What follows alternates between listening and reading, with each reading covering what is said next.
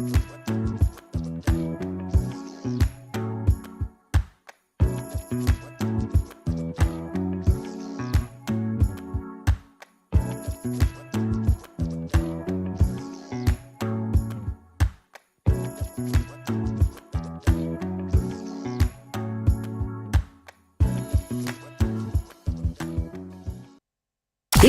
up, everybody? It's the Sports Chasers Podcast, coming to you live and direct with your host and your moderator, Kevin L. Warren, along with his fellow co-hosts, Dorian the D.A. Albreton, James the Angry One Warren, Mike Mills, Daryl D-Dub Warren, and Dan K, the Hockey Dude. This is a real sports podcast for real fans. This is a sports podcast with no hot takes, no narratives, just real, unadulterated sports talk. Please be advised that there may be some colorful and explicit language. The Sports Chasers are the defenders of the fans. Now, here's your host and moderator, Kevin L. Warren!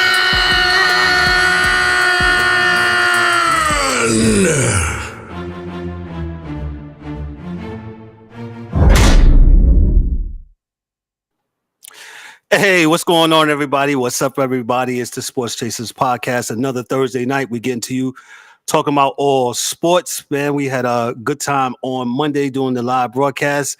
Hey, before we talk about that, let me bring on the crew. We got here tonight. We got Dan. Dan, what's good, brother? Going to left to right on my screen. Dan, what's going on, bro? How are you? Not much. Doing good. Excited for a good show tonight. Hope everybody's doing well. Let's get cracking. Let's get the cracking here. The DA, we was talking to the DA earlier. We took some photos on Monday when we was all in studio, and we talked about his three-point stance. DA, what's up, my brother? Hey, man, I'm glad that I have recovered from the three-point stance. Good that I could get up off the floor without having to get down on the floor to get back up off the floor. So, hey, man, I'm just glad to be here. Every day is a new adventure, and I'll take them. I'm with it. Got you. D-Dub should be joining us shortly, man. Like I said, we had a good time on doing the Fourth and Short show on Monday. Apologize for all the technical difficulties that we had. We promise you the next time we get together, it definitely will be dope. And, we'll make sure it's better. So, because we heard we had some technical difficulties, people were able to hear, and there was some internet issues, man. So, again, we apologize for that. But, hey, we had a good time doing it. Fourth and Short was dope. Great concept, and we're going to keep on doing it, keep on rocking and doing it. So, a couple other things I wanted to talk about. Hey, Sports Chasers fans, I'll be repeating it throughout this show. If you look in your left-hand corner of your screen, everybody look at your left-hand corner of your screen where it says live and all that stuff. Hey, there's a QR code up there. And that QR code is for you guys at home watching on YouTube or wherever, Twitter, Twitch. Hey, that's a donation button. You feel in your heart, hey, to take care of us as far as donations, and you like how the show is progressing and going, hey, just scan your cell phone with that QR code. Hey, whatever you want to give, we appreciate it. $1, $2, $3. Whatever it is you want to give, we down with it. Thank you. My man VLAC is in the comments. Oh, also those that are in the comments in the YouTube, we appreciate you. VLAC, thank you, bro, for getting in the comments. But like I said, this QR code, we also got this right here. I'll show from time to time. Hey, support us. There you go again. There goes that QR code again. Just support us right there. Look like somebody scanned the QR code already. Look at that. All right, 3 people. Look at that. I hope it ain't us. I already donated a penny already.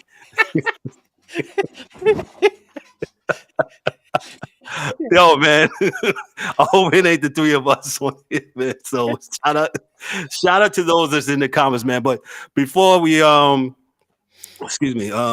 I want to say. Oh, we have a special guest tonight. We have a very special guest tonight. Shout out. We're gonna talk a little soccer. Let me just get down who we got here. He's from the Inter Miami. He's from the Inter Miami podcast. his name is, and he's the host, Jay Kington. Jay is the founder and the host of the Inter Miami podcast. He's been covering Inter Miami since 2019, well before they ever played their first match. The Inter Miami podcast covers all things Inter Miami with a focus on La Familia, the supporters, and the community.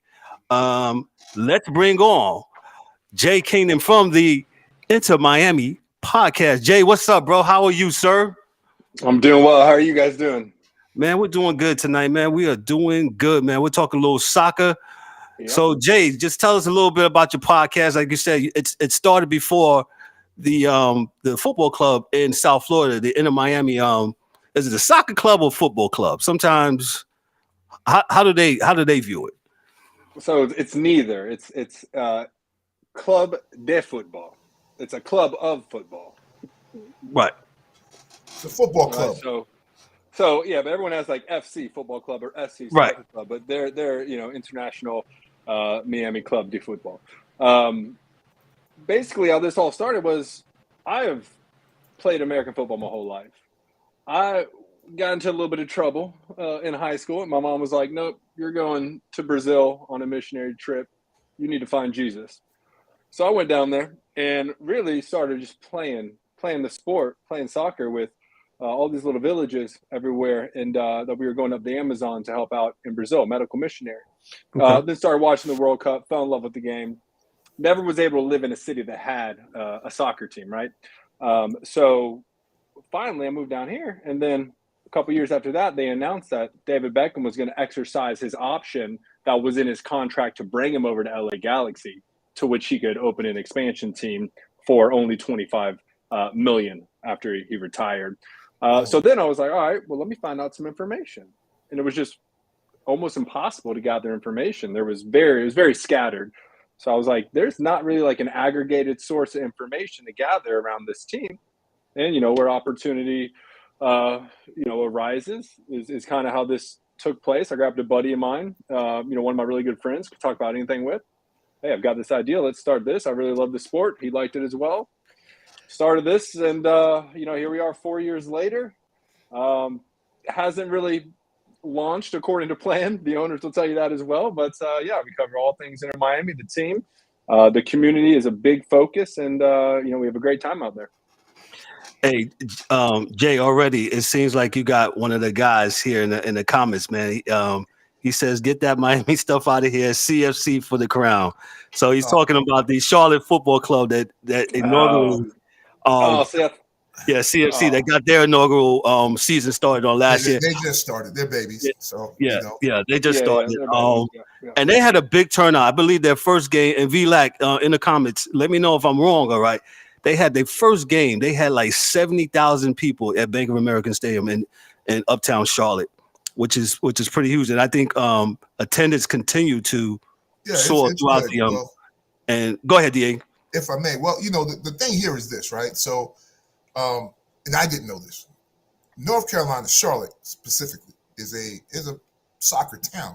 From the high school perspective, the youth football perspective, and UNC has always had great men and female soccer teams. Not so much State, Wake, Duke now and then, but they're pretty serious about their soccer here. Or I call it soccer for these folks here, and I'll tell you why later on in the interview.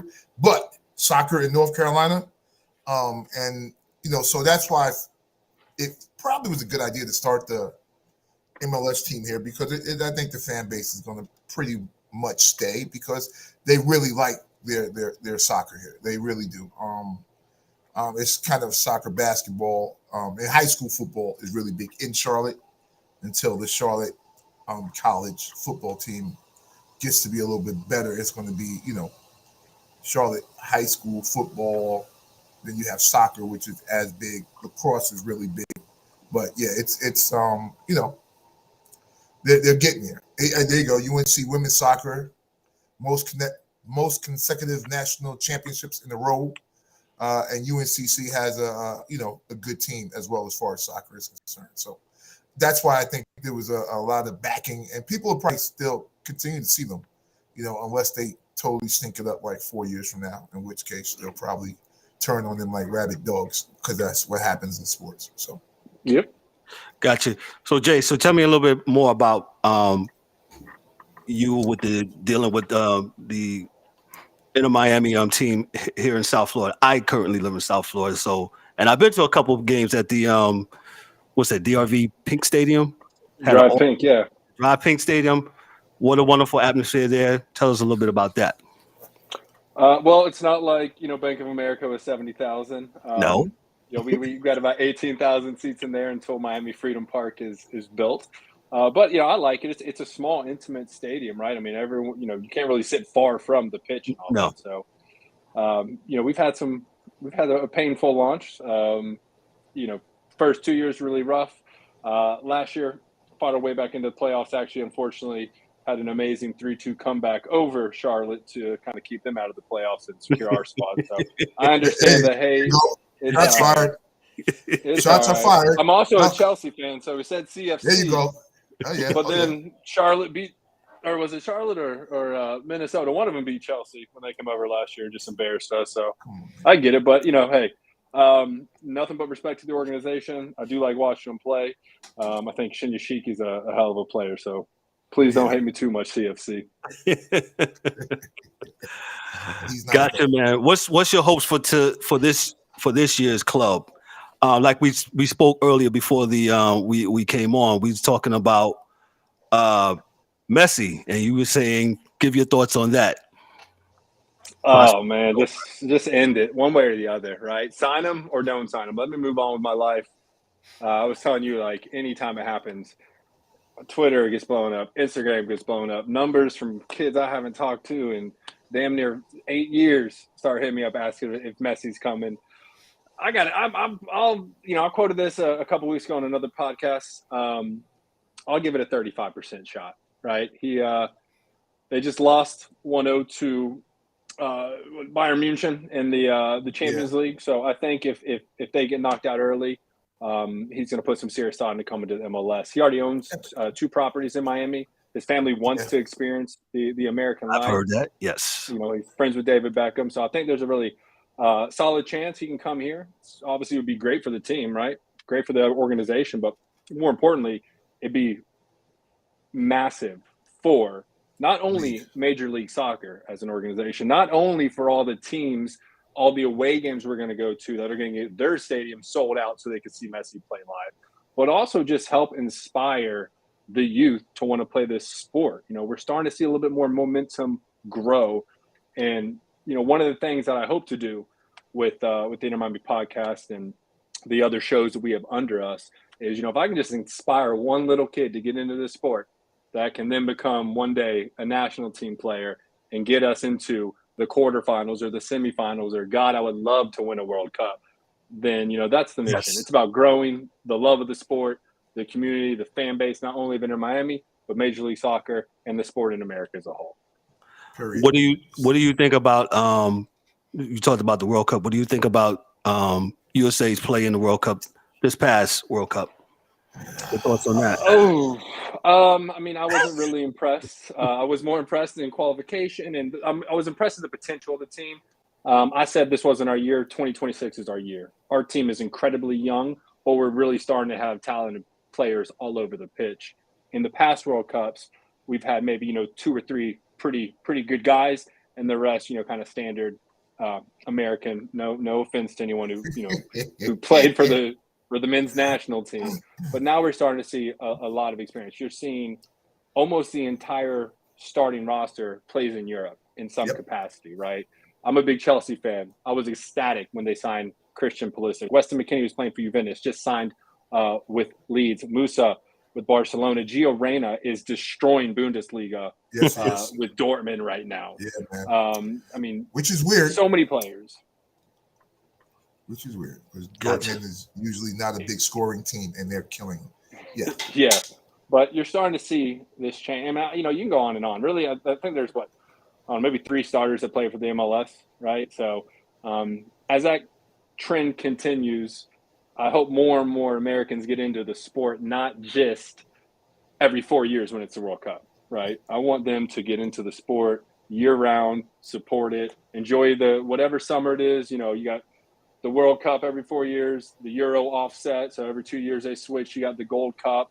There's numerous cups going around. So I want people to get involved with that and really just be open to it. Because once this sport gets its hooks in you, there really is no coming back. I mean, I grew up and I still love American football. Don't get me wrong. I'm watching every NFL game I can. That's how I was raised. That's how I grew up. I love that. But man, it's like an addiction with soccer. It's going to be tough with the MLS. The play is sketchy at times, right? A lot of people wake up early. They watch their English Premier League team, their Bundesliga, La Liga team, Serie A. They watch just the best of the best play. And then they, later that afternoon go to watch their local MLS team play. And it's just like, damn, man, just the difference in play is astonishing. And that's being nice. Well, it's if I may, there are, first off, any American that's playing in Europe, it's a big thing to me because most people that play in Europe have been in, and Kev knows I got a family member over there, and I don't say his name because he plays and he's big, but they're in academy 10, 11, 12 years old. Mm-hmm. For whatever country, Jamaica, they catch you there. You're 10, 11, 12. You're in London now. You're playing from the time you're 11, 12 years old to the time, you get to 18, and that's like kind of a milestone. If you're at a level at 18, then you can move up and play with the team, right? Mm-hmm. Which is serious.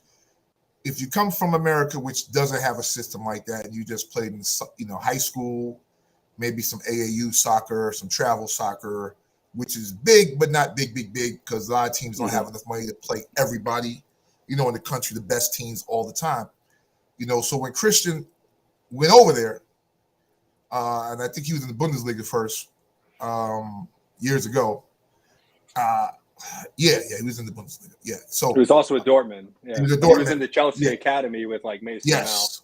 And when he went to Dortmund, I was like, I think he might, to me, he's probably like the third best young guy on the team. Like they had two guys that were serious ahead of him. But the reality was like, he came from a different system to get there, right? So he didn't go through the playing. Of course, he played from the time he was young, but it wasn't as structured as being in an academy where that's basically all you do from the time you're, 8 to 8. You're dribbling, you're playing. So, and that's the difference between the game. So the folks that are out there in Europe or La Liga, Bundesliga, that are playing, they've been doing it their whole lives at a specific pace, at a specific way. So when you see them in the pros, it's going to look different. I liken it to Luka Doncic. When Luka got here, guys were like, why is he doing that? Because he's been a pro since he was 14 years old. Yeah. Period. In the story. Now you're seeing him light up. So easy for him because he's been a pro since he was 14. Yeah. LaMelo Ball did the same thing. You got to do that. You play against pros when you're young in that system, you're going to get better. But go ahead, Jay. You're right. Go ahead. Yeah, and the problem with American soccer, and I think Zlatan Ibrahimovic said that when he came over, is like a lot of other sports, it's pay to play. And you got to come from a pretty well-off family to really go into these travel leagues or get into the best academies that the United States offer. But it doesn't compare to the European academies. You're getting, the best coaches.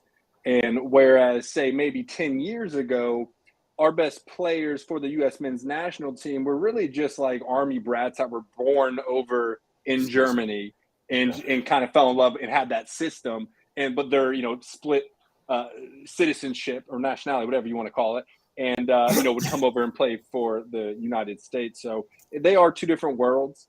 You do see, though, some of the MLS academies are really started to take off. Like Philadelphia is really having a ton of success, especially with the Aronson brothers. FC Dallas has always been solid. Inter Miami's, our first team isn't that great, but Inter Miami's academy is, I'd probably put them in top 5 of the MLS right now. So I'm just trying to hold on for a few more years till those kids grow up and can come play professionally. But yeah, it's just a different ball game, And Jay, there's one thing you said that, man, I've said for a long time, and I used to I used to tell guys all the time the reason why, and a lot of folks say, "Why you don't think?" I said, because in other countries, man, kids play soccer to live. There's a real difference in that hunger when everybody that's playing, it's orange slices and moms are picking everybody up in the Escalade truck. We're going to, you playing with a rock or a ball, where you live at. It's a lot different. And until we're never going to have, and this is one thing that's going to hurt America, is that you're never going to have your absolute best athletes in the country playing soccer, right?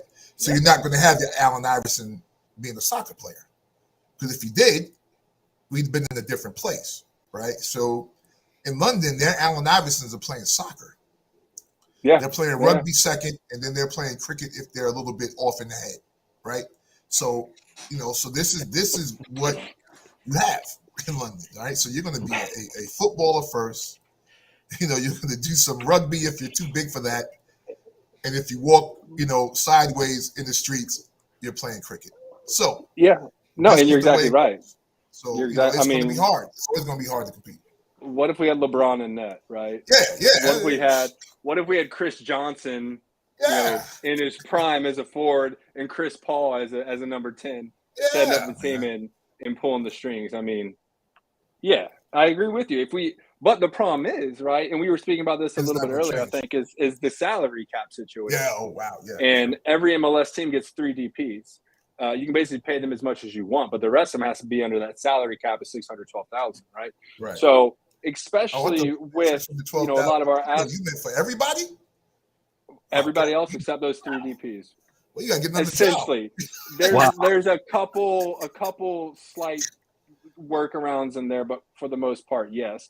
And if you're a kid coming out, especially like so many players in the NBA or NFL, you're not coming out of the best environment. And $612,000 is that's good money for anybody. Right. But when you're looking at some of these, NBA max contract deals or some of these NFL deals, you can get your whole family out of that situation. Wow. And I just think that there's a difference to a degree in that aspect, that the MLS will become more attractive and it's like every new CBA the MLS signs, that salary cap starts coming up. Yeah. But you still have some organizations, I'm not going to really call anybody out here, their owners are kind of happy with their little cash cow. They don't want to really invest too much more money into it, bring in some better players. And until that is removed, and it's, I understand we can't make it like the Chinese Super League where they're getting, $200 million over a very short amount of time or whatever. But let's bump that salary cap up to $15 million a player. Let's see where that gets us. Let's start there. Relegation. That's how you get rid of it. Or start relegation, right? Just relegate. Yeah. Oh, you go play in the park. You bring somebody else in. Because if an owner doesn't want to win, and I say this for every other sport where they won't do it, right? Because the owners actually own the field that they play on. But if you could do that, it's easy, because you'll find owners that want to win and will do things to win, and the ones that don't want to win, they will just stay, up in the mountains somewhere, because Leicester that's one of the teams. They're in the mountains. Yeah. Well, Leicester, like they got in and they don't want to go back. Like they're like, we'll do whatever we got to do to stay here. We'll kidnap kids. We'll do what we have to do. Right. Yeah. So you're talking about Leicester City in was it 2015 coming in with was like 15,000 to 1 odds, and someone was like, screw it, that's the team I love, that's the team I follow. I live I'm gonna be there. Yeah. Put like 500 down or something, and he's very rich now. He's happy. On that one. And I'm not a Leicester fan, right? I've already said I'm not Chelsea. Either. I don't think many people were Leicester fans at that They didn't know who they were. But you get to watch. We talk about Cinderella stories in March Madness, right? We talk about the dark horse and the playoffs, but like you get to watch arguably one of the greatest stories in sports ever get told out, and you see people and like most recently when Brentford got promoted last season, and they're all singing "Hey Jude," the entire stadium in unison. and cameras on them, and they're bawling their eyes out, crying. Like, the passion they is live this. unmatched. Yes, They live this. the passion that I've seen in the sport of soccer, football, fuchi ball, wherever you are in the world, it doesn't match the level of passion that I've ever had for an NFL team. I've seen people cry if their team gets knocked out or whatever in the tough times, and man, like these people live for these sports teams in Europe, and it is the end all be all. Tom Brady is a superstar, an all-star in America.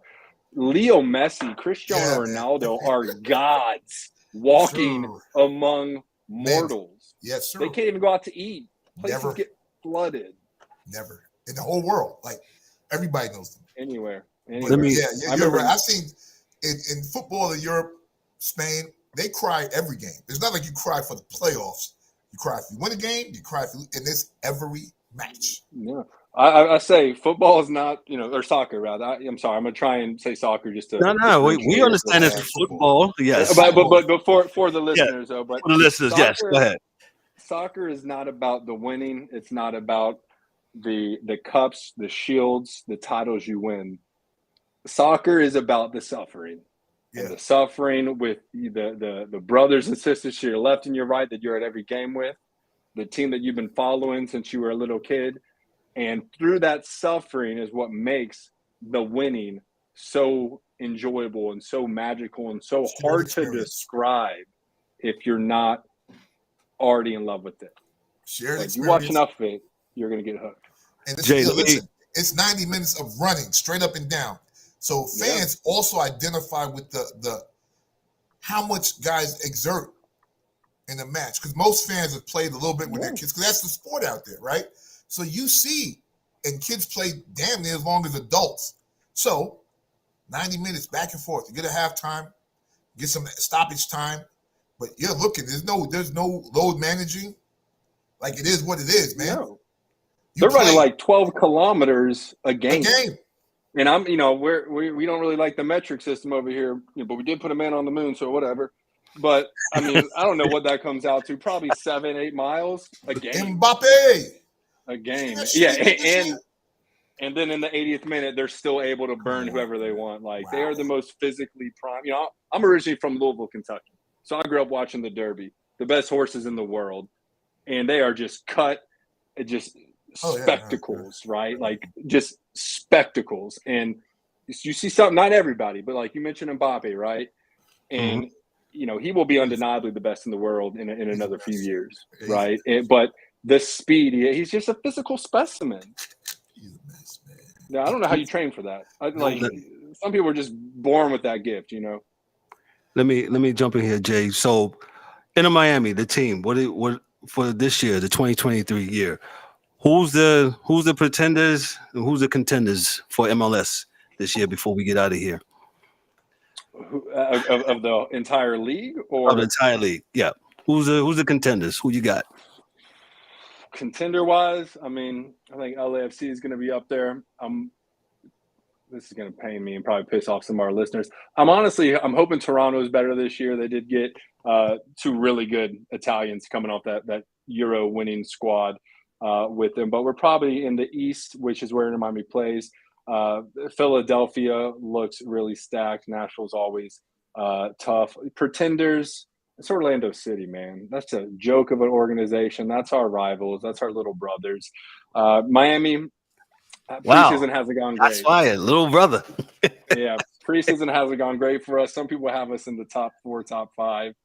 We lost our 10, who basically pulls the string and connects everything on the field. So it'll be a little tough to replace that. We're still trying to see who can step up, but we do have the probably most feared attacking duo in the league with the 2019 MLS MVP and Josef Martinez coming over from Atlanta. He's Venezuelan, so this is kind of natural for him. Come down to a very, Latin area of the United States, close to his family, and also Leo Campana, who's from Ecuador. And I mean, honestly, I think they could bang in 30 goals together this season. West Coast wise, I'm going to go with, again, LAFC. I think Austin is a prime example of how an expansion team should be structured. It pains me and it hurts me who would have thought Matthew McConaughey would be a better owner of a soccer club than David Beckham? But my God, they've done phenomenal things. And that's probably who I'm watching. Pretenders. I mean, I don't know. I feel like Salt Lake might fall out. Vancouver's kind of always a joke, but you never know. It's the MLS. I always say any team can win on any given Saturday or Sunday, right? You better start wearing a vest, Jay, because they're going to take you shots. You never know. I'm used to it, man. You throwing them out there, boy, they're going to come back to get you now. I'll call the whole league. I've been taking shit for 4 years now. It's all right. I've been right a whole lot of times. I've been wrong probably more. So it's all right. It's all good. It's all good, man. Man, listen, Jay, thank you so much for coming through, man, and talking soccer with us, man. I appreciate it so much, man. I'm gonna give you some applause here. Yeah, if I can pull them up right there. Yeah, we'll talk, man. I'll let you know who my people are over there. All right. Yeah. Let me know. I follow everything very closely, and hey, sometime in the future, I hope we do this again, guys. But no, I absolutely going to ask you to come back on. We'll talk a little bit more MLS. Excuse me. I corrected myself. We can chop it up over NFL, college ball. We can talk now. What's the NFL team? Well, I'm from Louisville, Kentucky, man. I grew up watching the Colts and the Bengals. So I don't know, like. That's all I grew up watching. If I was in someone, I'm gonna pick the Bengals. Right there. Yeah, Ohio. Yep. Yeah. So you got a Steeler fan, and you got a Raven fan on here. So, hey, I got nothing but love for Lamar. I went to FSU. I fly home for all the FSU Louisville games. I flew back with all my Louisville friends, and I watched Lamar smack us like 62-10. Yeah, so, he was bad. Big shout out. I hope Baltimore and Lamar can work something out, but. Yeah, I'm sure they will. If not, same here, Jay. Like I said, I'm in the South Florida area, man. We gotta catch an Inter Miami game, man. So we'll hook up. We'll talk. Anytime. No doubt, brother. He's Jay Kington, everybody. Thank you so much, Jay, for coming through. Appreciate you, bro. We're gonna give him some more applause. Jay, we'll be talking. Good, boys. Much. Take care, brother. Thank you. Appreciate it. Bye, guys. All right. Bye-bye. Hey, man, that was a dope interview with Jay. He is of the Inter Miami podcast for the football team down in South Florida in the Miami area for Inter Miami. Had a great time talking soccer and just enjoyed it, man. Really good insight about, soccer and also European soccer and international soccer and just some really good insight, man. I'm glad to have him on. And like I said, he'll be back to talk some more soccer. So Mike Mills, what's up, brother? How are you, sir? Mike Mills is with us. Mike Mills got the Twitch account going for us. No Twitch tonight. We having technical issues. Okay, well, D-Dub is having technical issues. D-Dub is trying to get with us. I know what we ain't having technical issues. Let me put this on here right now. No, not that. No, that's not us. This is us. Right here. Support us. That QR code right there. Support us. The Sports Chasers podcast right there. I'm pretty sure you can probably see it on all of our social media as I put it up there. Thank you for everybody donating. If you like what this show is doing, absolutely support us, man. And we appreciate each and every dime, dollar, penny that you throw our way.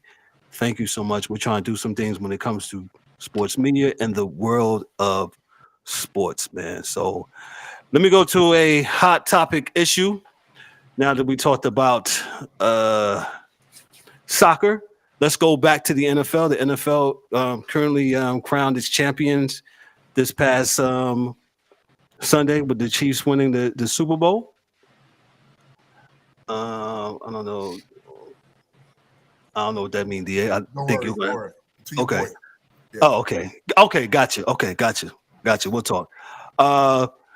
The Chiefs won the Super Bowl. Chiefs had their victory party, their Super Bowl parade on yesterday.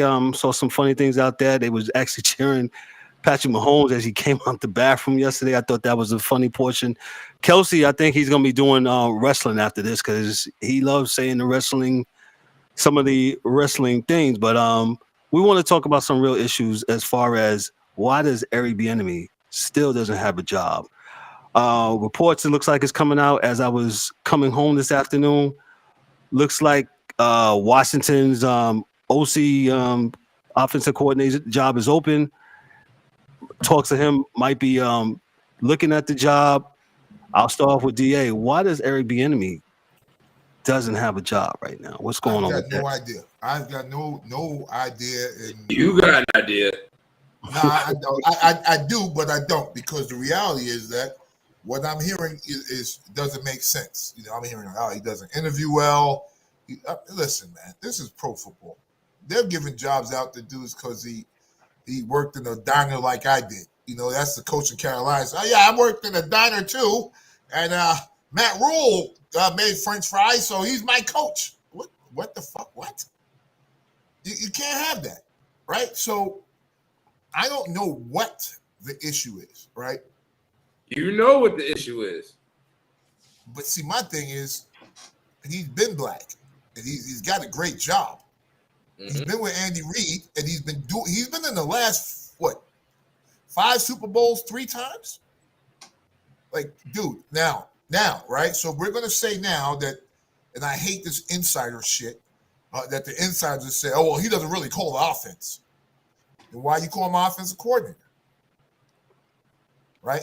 Andy Reid calls all the plays. Andy Reid didn't say he called all the plays. He called Bienemy the offensive coordinator.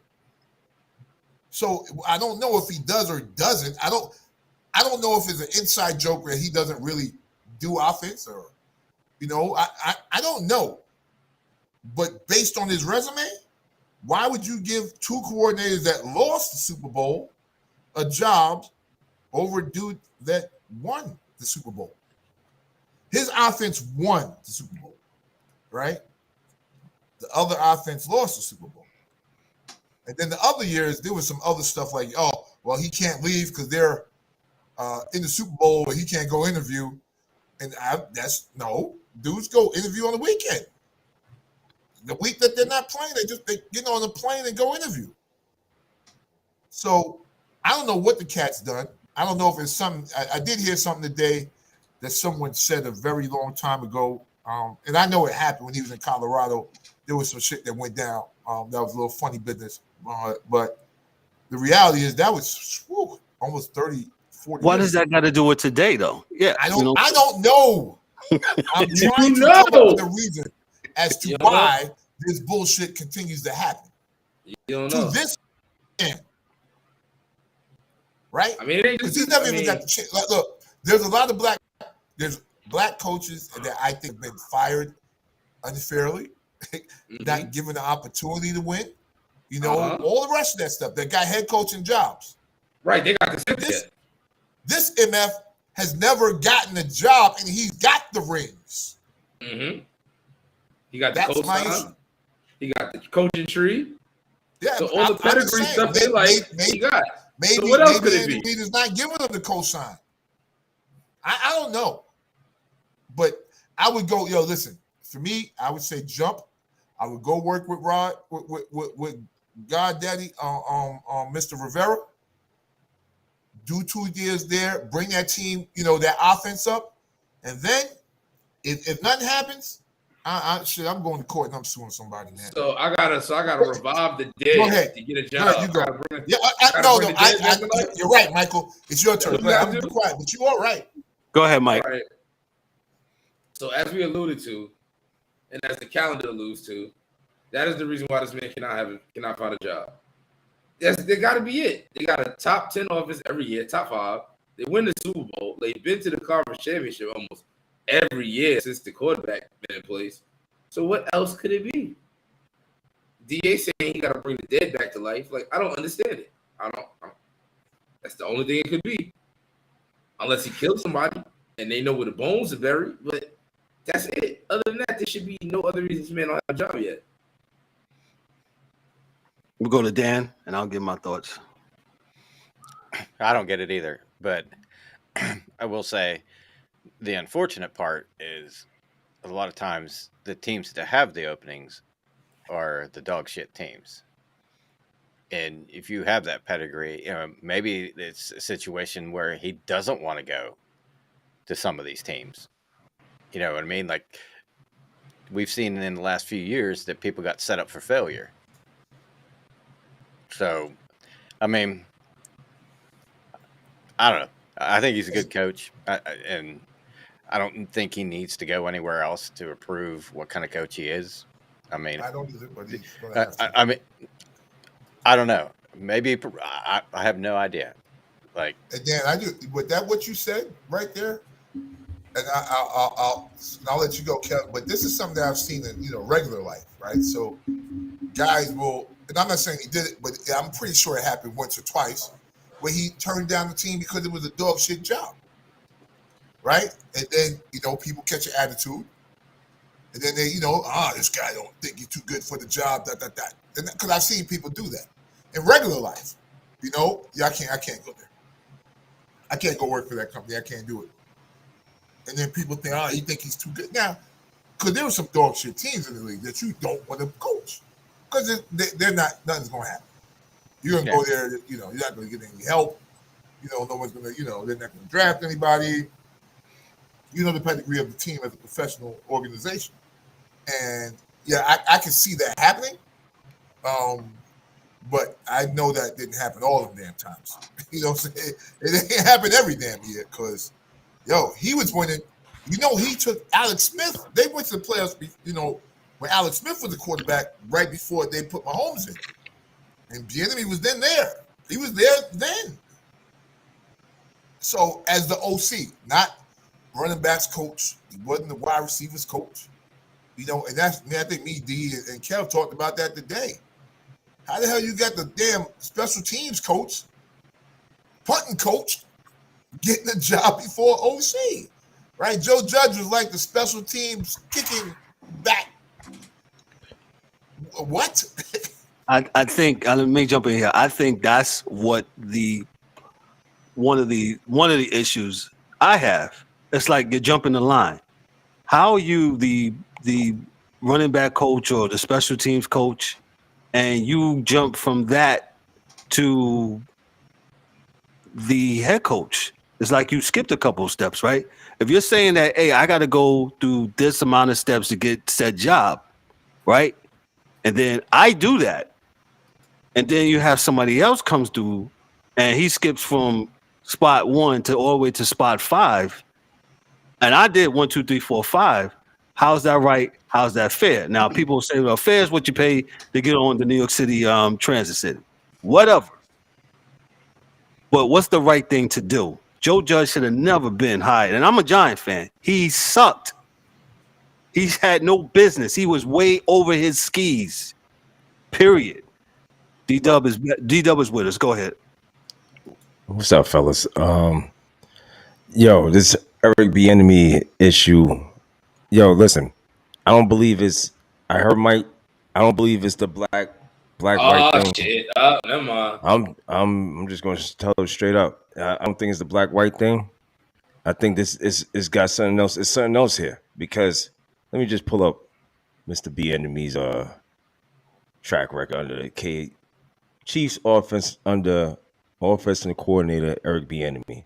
Points per game 29.2, ranked first in the NFL. Total yards 413.6 yards, first in the NFL. Yards per play 6.4, first in the NFL. Third down percentage 48%, second in the NFL. All right. Red zone touchdown percentages 69.4, second in the NFL. Well, so when we go by stats, we say, hey, this is the body of work. This guy deserves X, Y, and Z. He not deserve. He earned that. Made the congregation say amen. He earned it, right? When you do your job, you earn it. When you do certain things to get a position, you have earned your right to get that position. Now, Eric Bienemy, I think now I'm going to go with I'm hearing that this is a relationship problem. He has a relationship problem with Hall of Fame quarterback Patrick Mahomes. Has a problem with Mr. Kelsey. All right. Now, so we got these issues. Now, then you turn around. Hold on, D. Then we turn around. Then we got the head coach who's promotes him every time. Every time he gets out, this man who is white promotes this guy like a pimp. Okay, so there is something else other than race that I believe that this guy either pissed somebody off. There's something else that nobody will know. Now he has it again. Now he wants a head coaching job. If that's what we think. This is what we think, that he wants a head coaching job, right? But he's interviewing just 2 hours ago, CBS Sports. He's interviewed with the Washington Commanders for their OC spot. Did you just say that? I just said that prior to you coming on. Yes. Okay. So To what's meet the point of again the lateral Friday. move? Go ahead, So Dan. I don't know what the hell is what the problem is. What's the point of a lateral move? What's the point of that? Exactly. Why the fuck am I going to go to Washington when I can go to the Super Bowl every year? Yeah, That's just dumb as shit. I don't understand that. But I think that if we say this, right, so first and foremost, the relationship thing, Darryl put me up on earlier in the week with Mahomes and Kelsey. Whatever, you ain't got to like everybody you work with. That's fact. It sure enough works. Whatever they do, it sure enough works. But my thing with going to Washington is this: maybe, just maybe, he's not getting the credit for what he's doing because he is with Mahomes and Kelsey and Reed now. So it looks like, them instead of him. And I'll give you an example with my Niners, right? Dudes say, oh, well, Jimmy G was. I said, no. I said, Shanahan will build a team that any quarterback can go in and win it, period. That's the team. So it wasn't Jimmy G, because you saw with Purdy, it was just the structure of the team and how we do things. It will give a quarterback success. Will help a quarterback to be successful. That's what I'll say, right? So maybe he wants to be in the system where he builds the system and gets all the credit for what happens. And then maybe he thinks after that point he can move to be a head coach. Because it's not happening where he's at. So I guess he's figured I got to go somewhere else. Indeed. Here's the next thing, too. Philadelphia coming off losing Super Bowl had both their offensive coordinators and defensive coordinators hired like that. Make no sense. As head coach, I wonder why. So I don't get it. I don't understand it. No. We all know. We know. We know. Oh, okay, I'm going to say there's a percentage, but I can't prove it. All right, I can't prove it, so I'm not going to jump out. I can have my opinions about it. Fine, that's cool. Mm-hmm. But this man,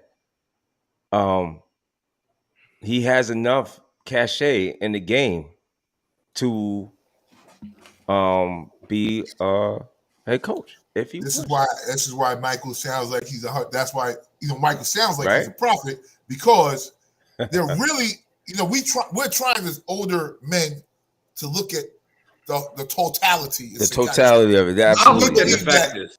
No, you're right, Michael. Listen, listen what I'm saying. Look at the success. I'm with you. I'm just saying, as an older guy, what we try to do is look at the entire end to end and say, well, maybe. Okay, D. This is what I think he's 50% right though. So that's here's the other thing, right? And we talked about this early in the week. What is, and I think you might have prior to me getting on. Do you call the plays or not? Matt Patricia's the offensive coordinator in New England. Yeah, I know. That's why you're right. Stop playing with me. Do you call the plays or not? No, you shot me, Mike. Mike, you shot me. Stop fighting yourself. Stop fighting Do you call the plays or not? Damn. And everybody knows in that circle. They see, and this is the thing. This NFL circle is like the mean girls club. And Kev, I said that to you earlier this week. Yes. This is a high school cliquish thing. These guys know one another. That's why I say it's relationship things. These people know all of them know each other, and they play this dirty game. Look, Rex Ryan's 60 years old. Is getting an opportunity. Oh yeah. Because with the Denver Broncos, or he because interviewed. Sean Payton I don't know boy. if he took it yet or not. What'd you say, Sean DA? Payton boy. He's Sean Payton's boy. That's what he is, and they said it. What's that goal? Relationship, right? I'm But just saying. so my thing is this, right? So if that's where we playing this game, right? They playing it like that. It's not. They're playing it. Stop playing. They're playing it like it. I'm going to get my I told y'all I'm gonna get I'm working on it already. Started to pull some of it, the last names of all the assistant coaches in the NFL, and I'm already telling you, there are 4 and 5s of last names in the NFL right now. Of course, coaching teams. Of course, like from different levels of coaching, like like assistants to OCs to scouting coordinators. Like there'll be one last name going like, God damn, how many Schottenheimers are there? What the fuck? Like exactly. like, God damn, how many kids did Marty have? But it's God bless him. But it's yeah. I hope listen. I guess I just hope it's not that. Mike. It is that. There's no other way. So even if it's relationships, Andy Reid parades him out. Hey, this is my boy. He coaches the offense. He's the offensive coordinator. Well, no matter what he does, even if he don't call the plays, we don't know that, right? I don't think it can't be relationships like that. Right. But Andy Reid don't know. putting them on. Andy Reid every out here only backing don't them know. up. Hey, So Andy been promoting him for the last 2 years, bro. So his relationship, Andy must not have no pull. I'm just saying. Andy don't got no pull. He don't got no pull. Whatever this game could be then, because they succeed, they win. It's not like they out here these moral victories. They winning. They have hardware. They have evidence. This is not. Oh yeah, their offense look good. Like look, they went from number 10 to 7 this year. No, they're winning. So what else could it be? There's nothing else it could be. And they did all that after they got rid of Tyreek. Yeah, man. And they were using like fourth and fifth, depth chart receivers because everybody was hurt, and they still won the damn Super Bowl. This is a rebuild year. Looking good. They got Juju out there looking good. They got TikTok boy out there. Yeah, he quit that shit. Look what happened. He won a Super Bowl. TikTok boy. Figure that out. Hey, Mike, that was funny though. Listen, dumbass. It's nothing else it could be. It's nothing else it could be. What? Let me go ahead. Go ahead. Well, Mike, again, listen, you're I think, to me, and this is my opinion, I think you're partially or a little bit right, but then at the same time, D'Amico Ryans, fresh out, got a job. And he went where? Yo, listen, you take what you take. That's what it is. I'm talking about it. I'm not talking about their rank, but where did he go? Yeah, he went to Texas. You don't know where I'm going. He went to Texas, right? Yeah, he went to the Texans. To the last 2 people that went out there that him that overachieved. Nothing. Hey. They fired him. They got rid of him for overachieving. What do you mean you want to win games? Woo, out of here. Is that not what happened? Wow. Yeah. To the last 2 guys that look just like him. You know what I mean? Yeah. So, Jim Caldwell's back. He got Jim Caldwell's back. What you want? Jim Caldwell did, I believe, he's with Carolina now. Let me get the angry here. Let me get the angry. The angry one's with us. E, what's good, brother? What's up, bro? Salute, fellas. What y'all? What's good, man? Sports Stations family. Pardon my lateness, man. But I'm here, man. Ain't nothing good. Ain't nothing good. You just go ahead and let's spark Kev, set it up. Set it up, Kev. So, and we got to move on after this. Spike, baby. Nah, we can stay right here. I don't want to go nowhere. You gotta eat, man. Are y'all gonna let me moderate, or y'all gonna moderate? I was about to say. I'm sorry. I'm gonna let E have his piece. E, we're talking about Eric Bienemy not having a gig.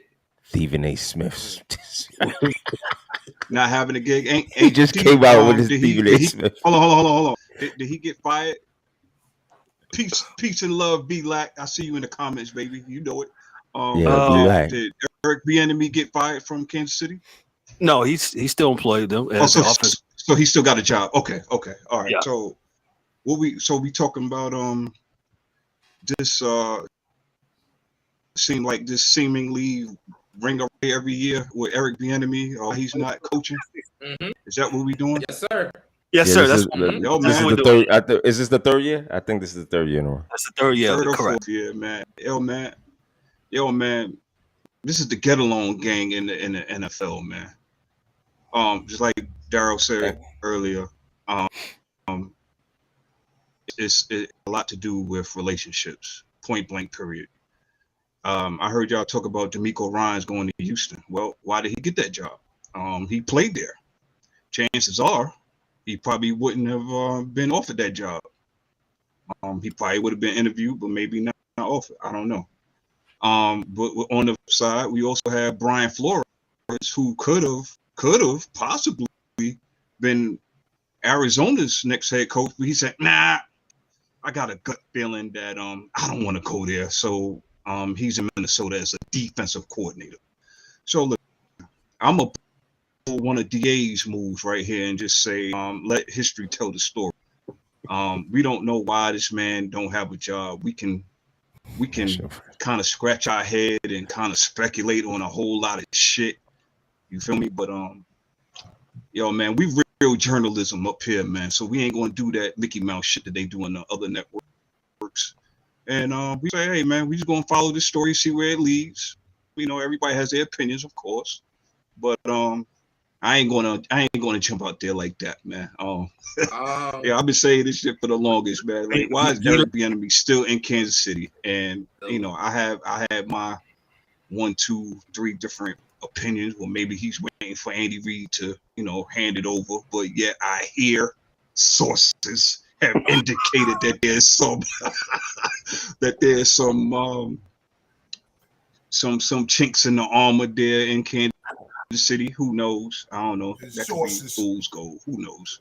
You know. So, and let me just say one thing, E. And guys, listen.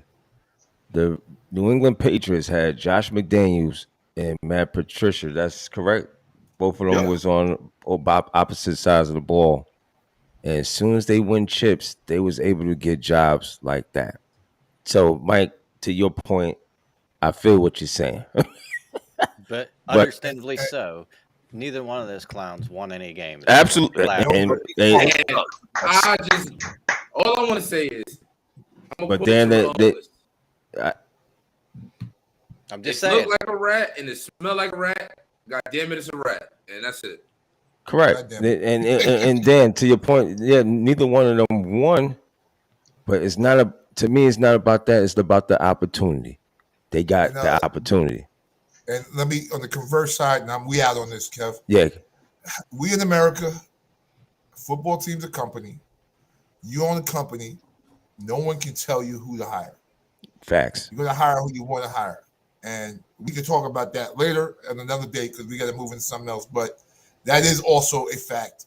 And you can't get around that. Yeah, we don't want affirmative action for the job. Absolutely not. We just want the job. We want to fairly get the job and be the best candidate. And if we are that and you don't hire us, then you'll just lose. That's it, period. You won't that's do it. Shit because that's it. But the reality is, listen, I can't tell a billionaire what to do with their fucking money.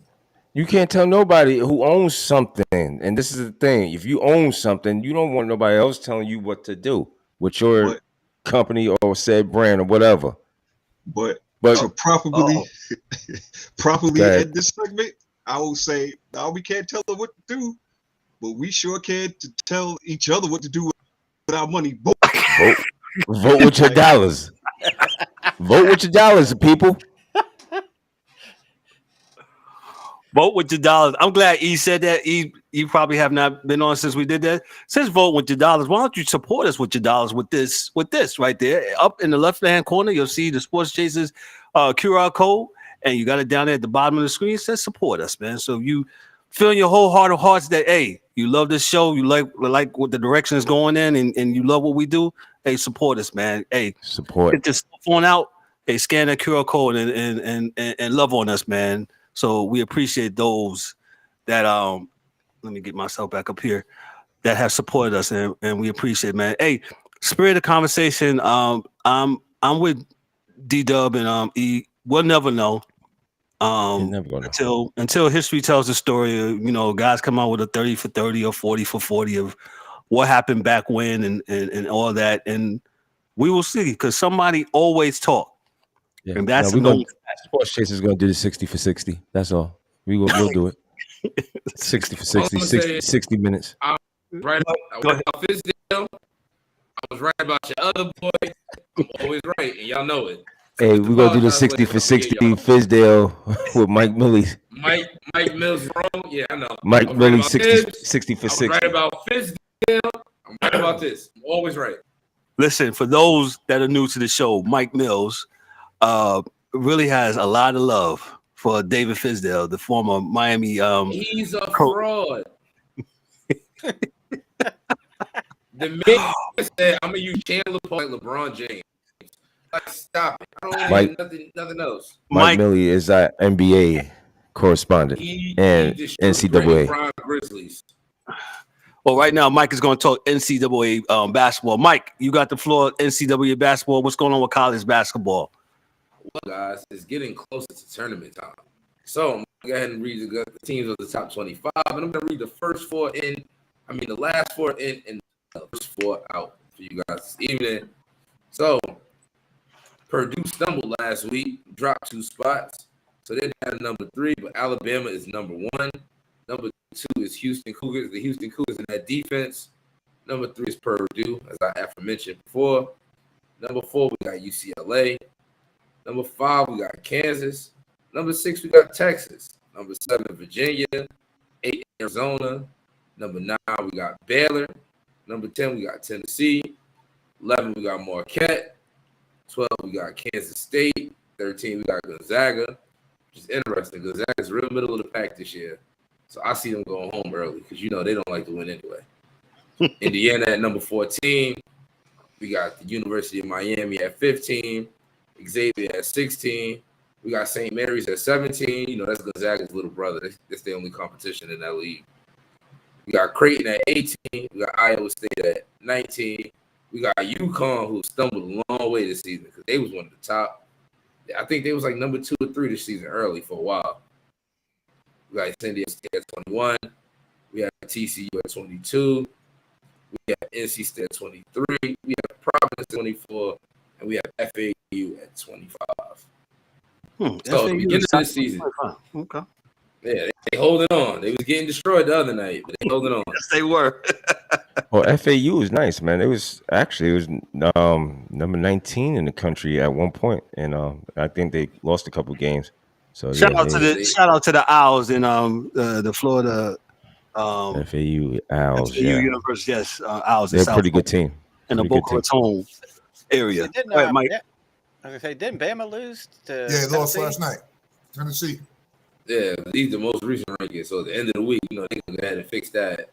So yeah, nobody wants the number 1. Yeah, Purdue had it for the longest.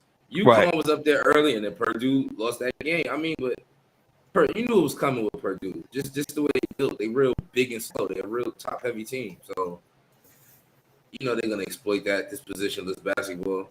I mean, Zach Edey's still like player of the year, but yeah, they're gonna have to go ahead and take that up for right now, regroup, figure it out for the tournament time.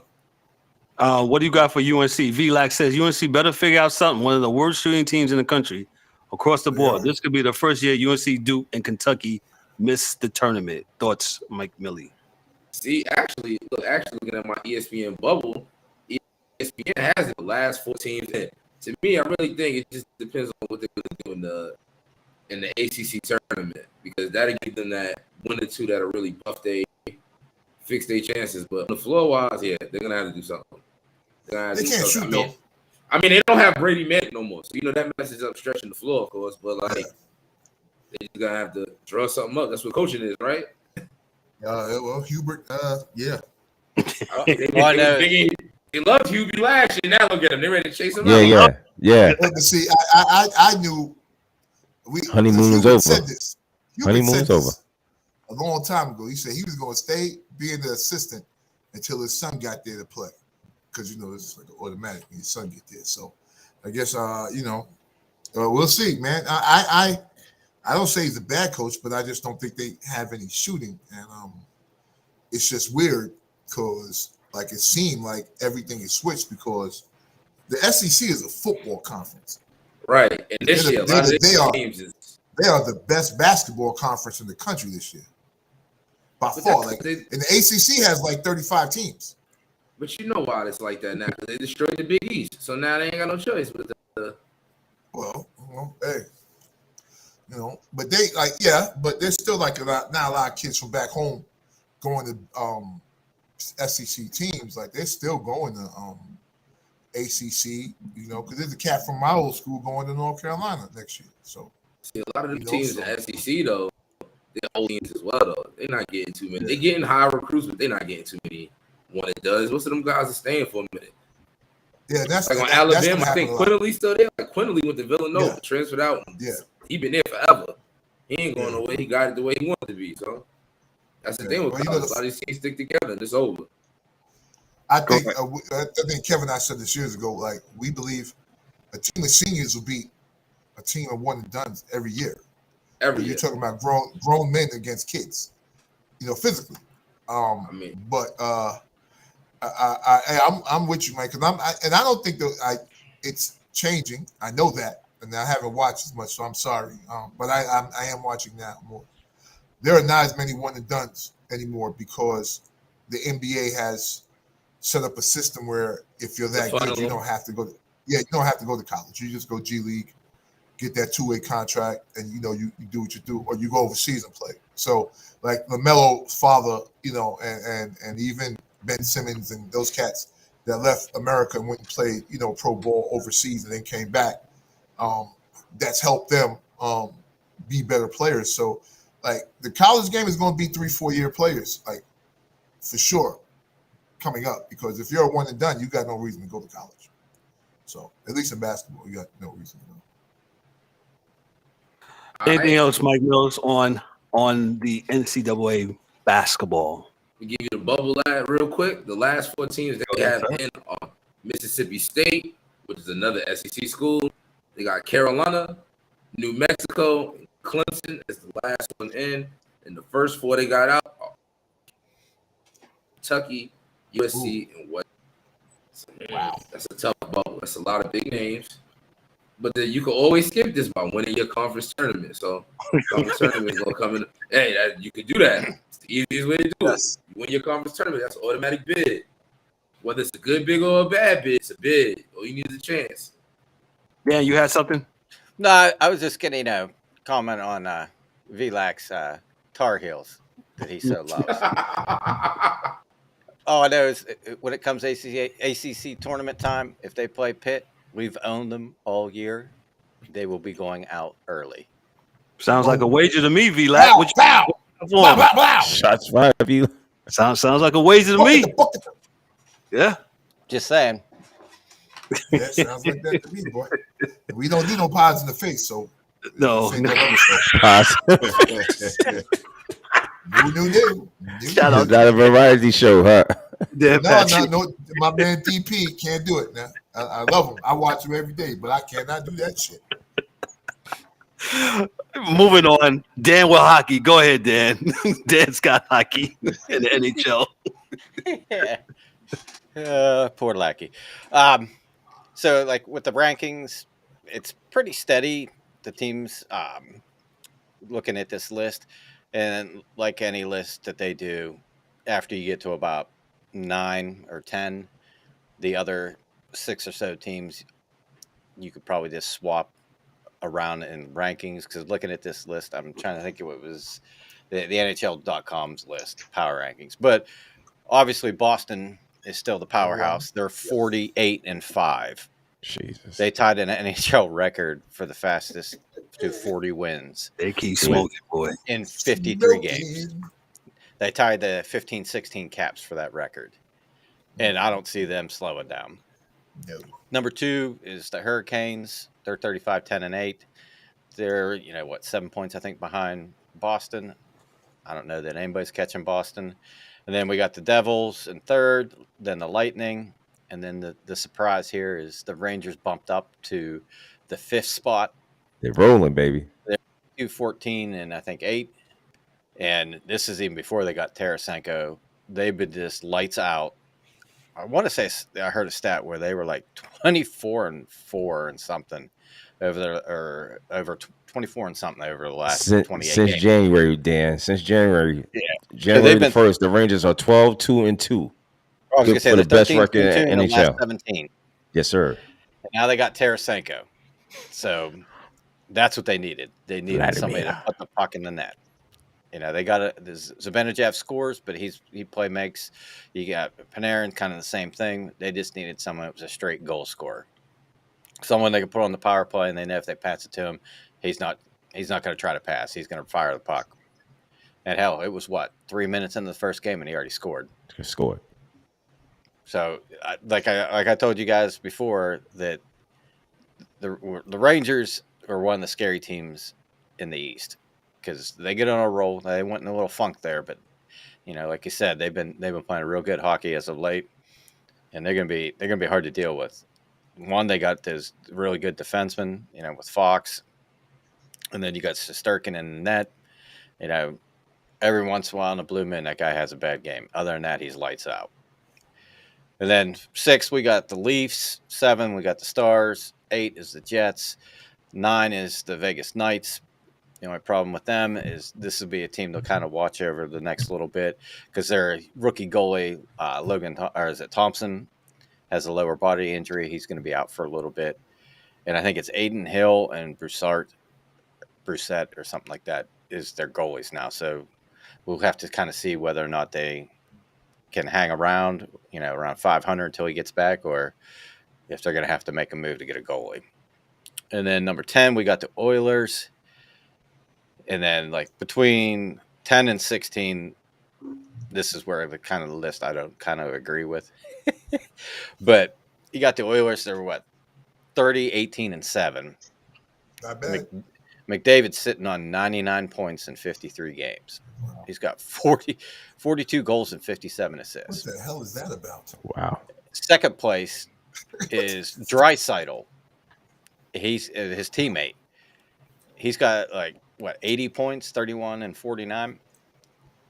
He's, I think, -1, and McDavid's +5. So that kind of tells you all those points, a lot of them on the power play, and they be on the ice just as much as they score as when they give up goals. They went out and got Jack. They went out and got Jack Campbell. Kind of try to solve the goaltending issue. Their problem is their defense is woeful. Yeah. They need help. And what I was going to talk about a little bit is the trade deadline coming up, but they're going to be looking for a puck-moving defenseman. We'll get into that in a little bit. And then after that, you got the Kings, Avs, Kraken, the Penguins, the Wild, and the Flame. They got the Kraken at 13. I think Kraken is probably right up there with Edmonton. I would probably slot them in the 10 slot because they've been playing really well. And then that's kind of like the top 16. Your boys got the Saturday night game, the Stadium Series. At, yes. What's the football stadium in NC State? Carter Finley Stadium. Carter Finley Stadium, 8 p.m. That'll be on. I'll be watching that from a distinct location. Right. But the thing that sucks about this game, and I'll just get into this real quick, is Ovechkin had to take a leave of absence. Yes. It was all of a sudden, and it was just, nobody really kind of knew what was going on or the information that was put out. It was just something that he had a family emergency. Well, it turns out, unfortunately, his father passed away. Father passed, correct. So, thoughts and prayers out to Mr. Ovechkin and his family and friends and loved ones. I mean, it's going to be different without him at that game. Right. But, like I said. And then the upcoming trade deadline's March 3rd. So we got, a little over 2 weeks. And you already seen the Rangers went and got Tarasenko. Yep. They may not be done yet. We got, you got Patrick Kane, and Jonathan Taves of Chicago that are probably going to be dealt at the trade deadline. The problem with Kane is he has 2 teams that he will waive his trade clause for. One was the Rangers, and the other was the Uh-oh. Maple Leafs. Nah, he don't need to go to New York. That's crazy. I mean, they could probably swing it if Chicago retains the salary or some of it, because I think him and Taves are free agents after this year, so it'd be like a rental, Okay. and that might be the something they can get them to get them over the top, Over the hump. to get Yeah. him to the cup. So we'll see how those play out, and then the other team I kind of heard with Taves was possibly Seattle Ooh, trading for Wow. him. that would be good. Whether he'll waive his trade clause to go to Seattle, No. who knows? But we all know Chicago's just been god awful this year. Awful. Yes. So going to a team that's actually winning, and as I think we're sitting right now, in a position to where they're going to be in the playoffs, Right. because so they're like the 5th seed in the West right now. So we'll see how that works out. And then I'm trying to. This was over the past weekend, I think it was, that Arizona Coyotes, Jacob Chikrin, they scratched him for trade reasons, is what the reason for the scratch was.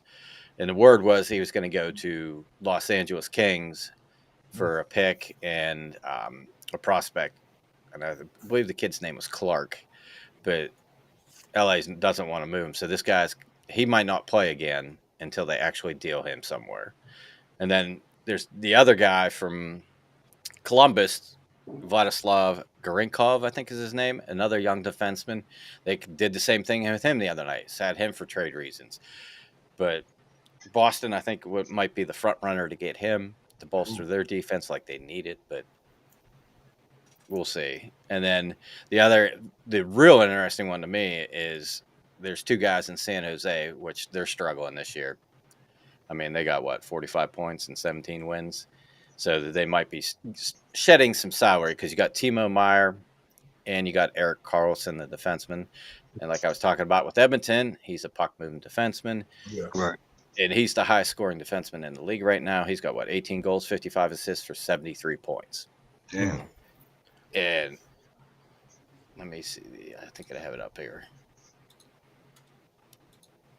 But like where he's at on the total points, whether it be forward or defenseman, is scary, because he's got 1, 2, 3, 4, 5. He's the 6th leading scorer in the league right now, playing defense.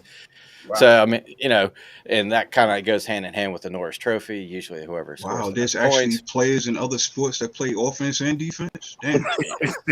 Yeah, imagine that. And they play every game. He's played every game. He's played 55 games. Every week I come on this show and y'all still talking about. And every week you're going to hear me say some shit like that. So keep watching. Keep watching. Hockey. We're talking about hockey.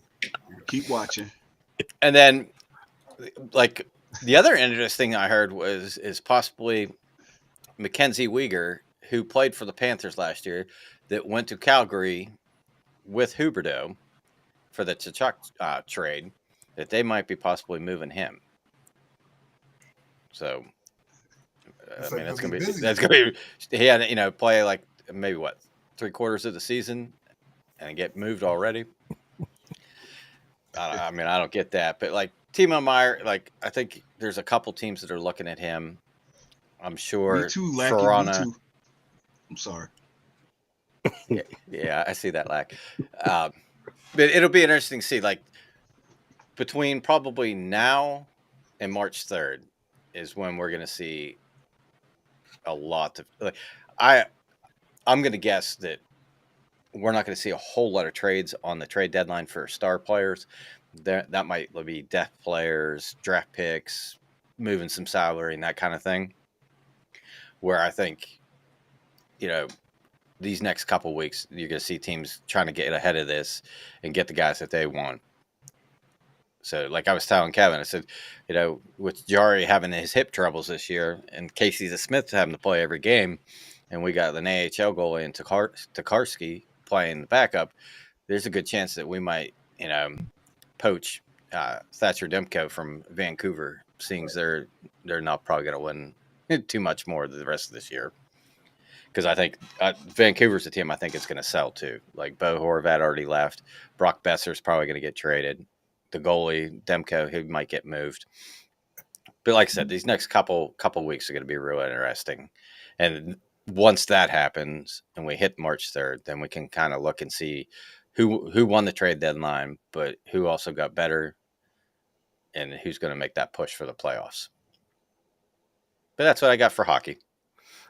Any questions? He is Dan K with hockey. Good shit, Dan.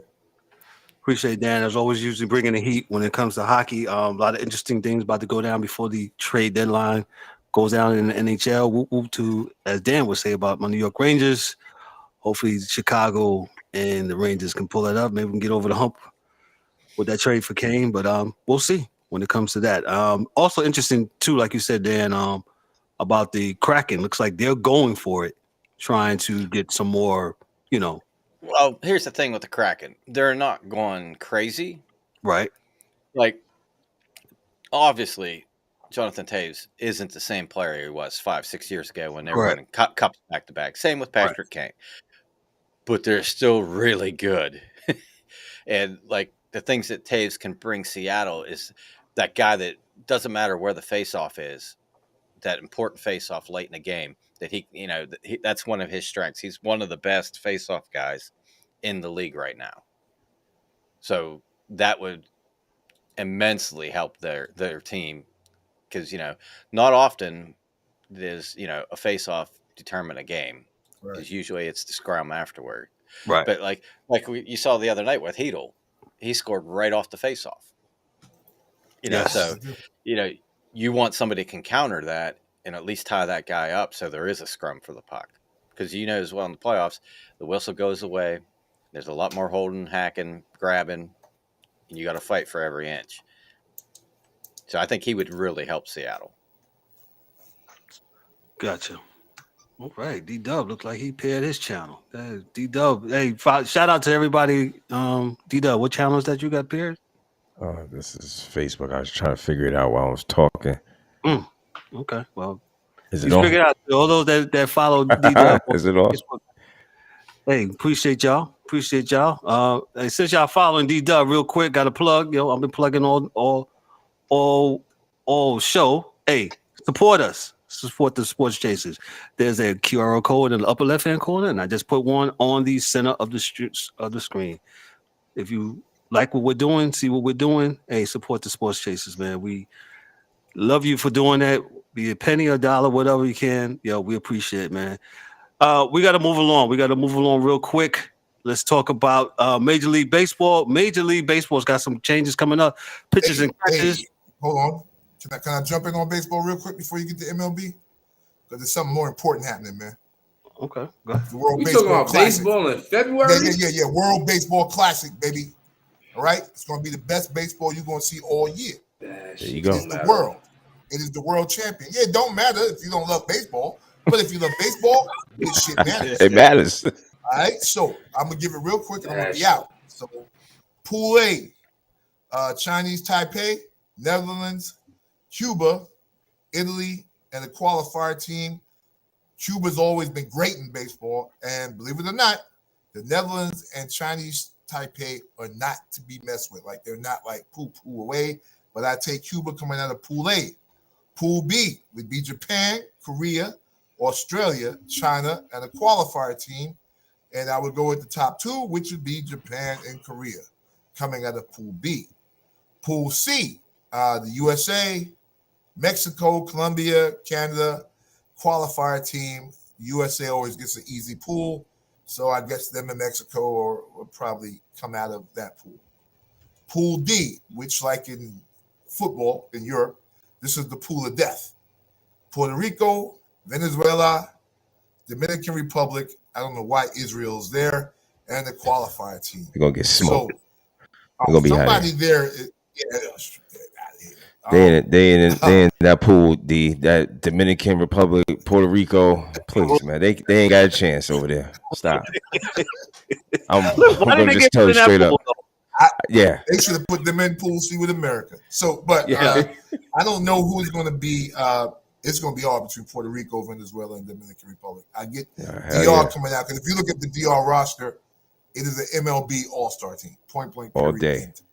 And but like I said, believe it or not, I know dudes don't watch it. I'm sorry. I'm sorry. But, No, don't be sorry. I Don't watch it every apologize. year. I watch Sorry, it whenever sorry. I watch it every year it comes on, man, and it is some great baseball. Like no shifts, dudes stealing bases. Like it was like maybe, and they say this, America maybe doesn't take this seriously, but every other country in the world that plays this in this tournament, this is the world championship for them because they come from a soccer world where these type of tournaments really tell you what, like, you know, because winning the World Series doesn't mean you're the world champion because you haven't beat everybody in the world. This literally means you're the world champion. And this is the way folks look at it. I look at it. So that's it, Kev. I'm sorry. MLB, no shift, all the rest of that. It's on you. My apologies. No, I literally actually did forget about it. We've got to put in our production notes.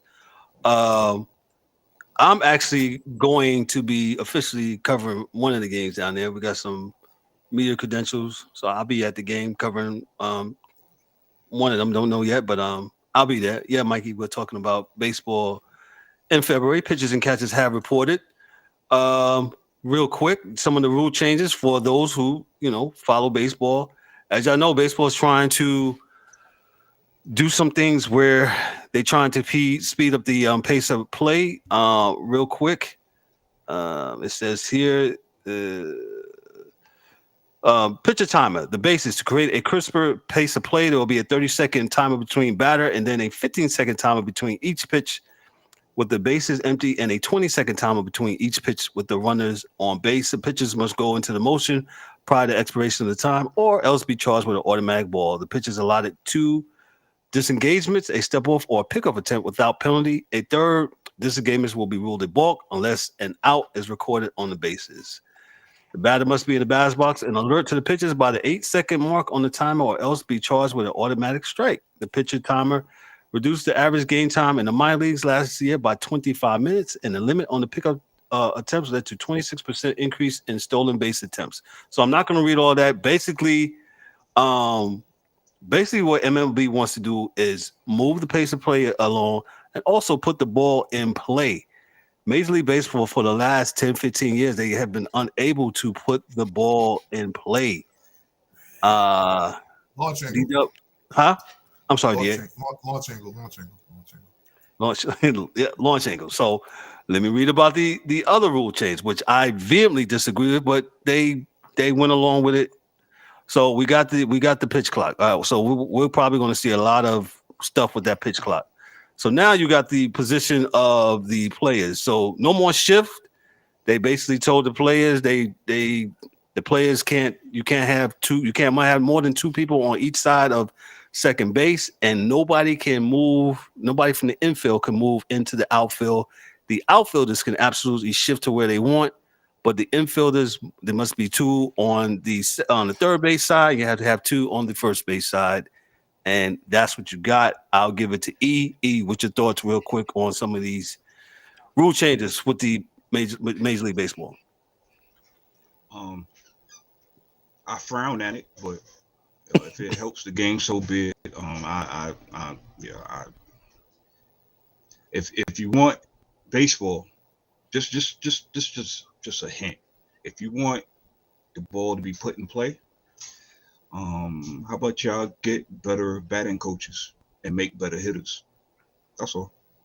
That's all I got. Okay.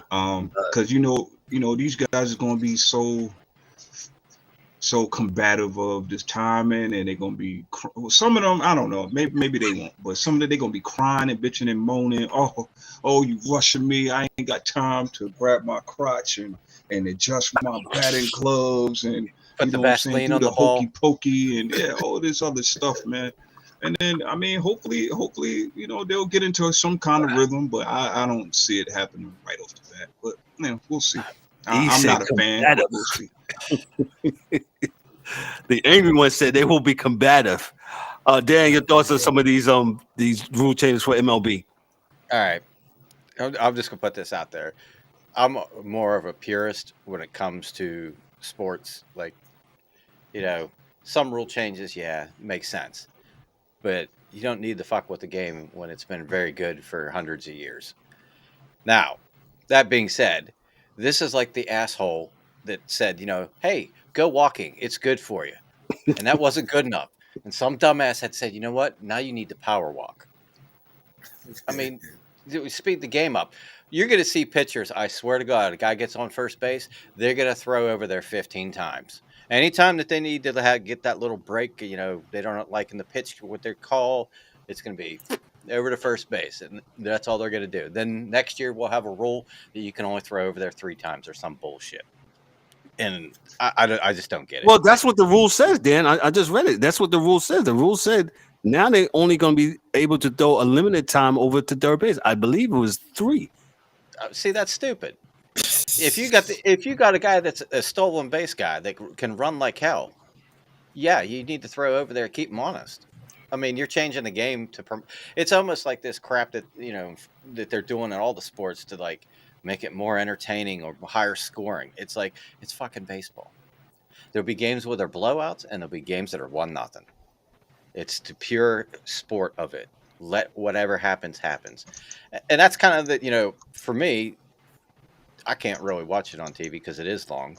But you go to the ballpark, you got the food, the atmosphere, and all that stuff. Like, it's much better in person.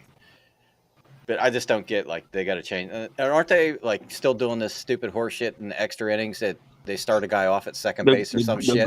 The ghost runner will be there. It's permanent. It's in permanent play now. Yes. This sounds like when you're a kid playing wiffle ball with your neighbor. CBO. And there's only the 2 of you. So you hit the ball and you run as far as you can. And you go, okay, I got a ghost runner on second. And then you go back to bat. What the fuck is this? CBO. I don't. I don't get it. You know it, Kev. Oh, man, if we're probably dating ourselves a little bit, but if for the youngsters out there, that CBO basically means when we was younger, played baseball, stand like baseball. CBO just meant, hey, somebody got the bat and your big hitter came up and he got up again and you yelled CBO and changed batting order. So basically that's what it is. Our youngest in charge, Mike Mills, your thoughts on the rule changes in baseball? I was against the ghost runner.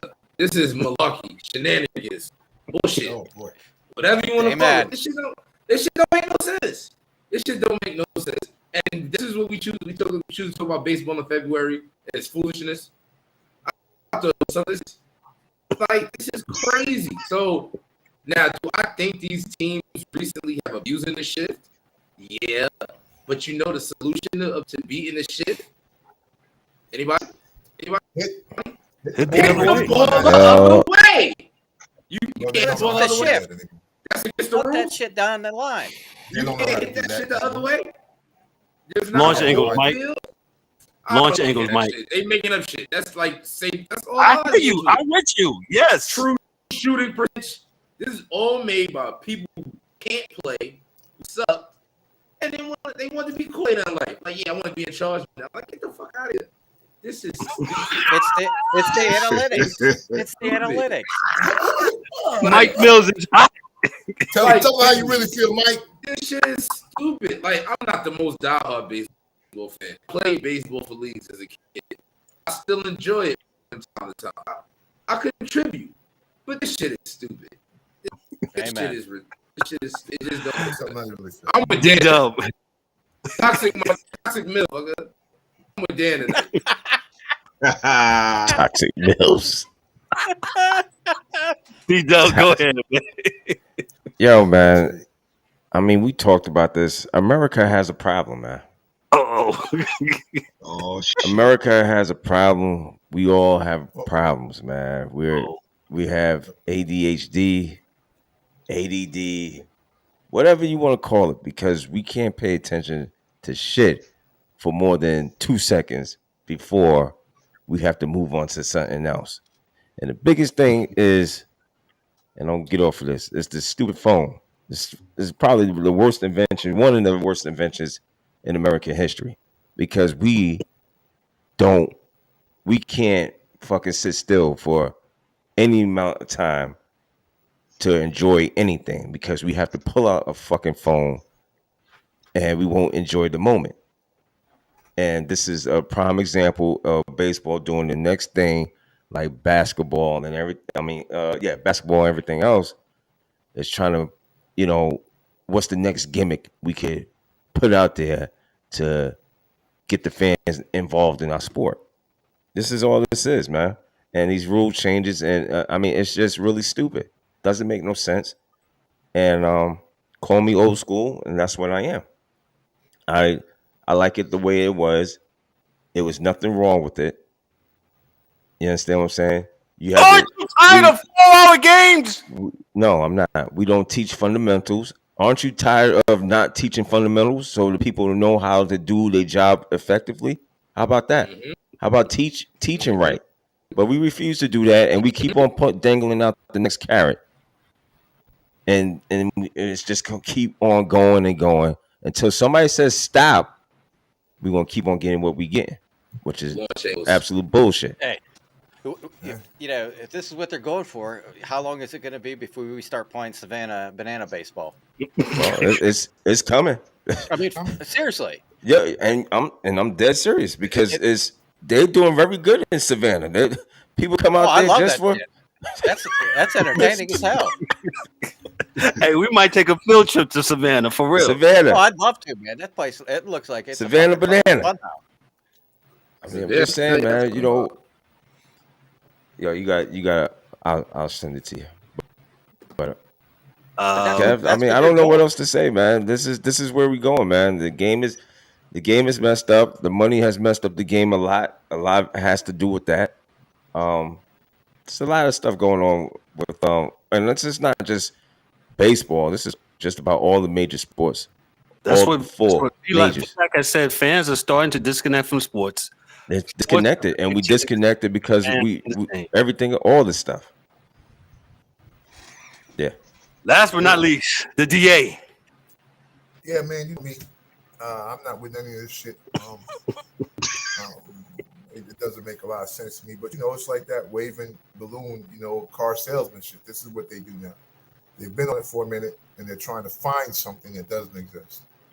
You can't really make somebody a fan. The experience of a 2-hour game is kind of a good thing, right? I used to watch it with my uncles. It's that time you spend with them watching the game. It's cool. But like Dee said, you got to be on the phone, you got to be moving, you got to be shaking. But you'll never, ever get baseball to be a telephone game. Like it's going to be there's no such thing as a 5-minute baseball game.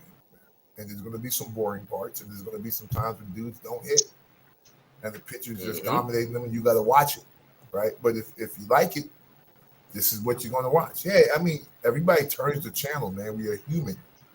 But what I'm saying, for the most part, you guys are not, most folks are not ready to dedicate their time to it unless they played it or they love it or they're 53 like me, right? So, like I said, the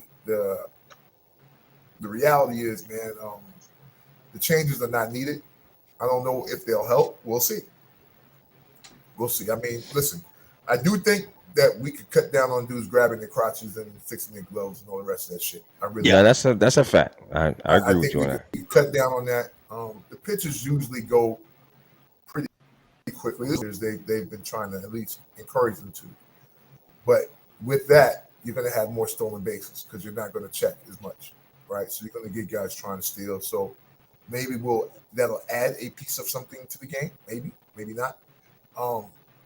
The hit and run is dead because these dudes are trying to hit home runs rather than just hit the ball. Because if you did that, then you would score a lot more runs. So, hit the ball the other way, right? Yeah, you wouldn't get a big contract though. Yeah, throw the bat out there. Throw the bat out there in the zone and put your foot.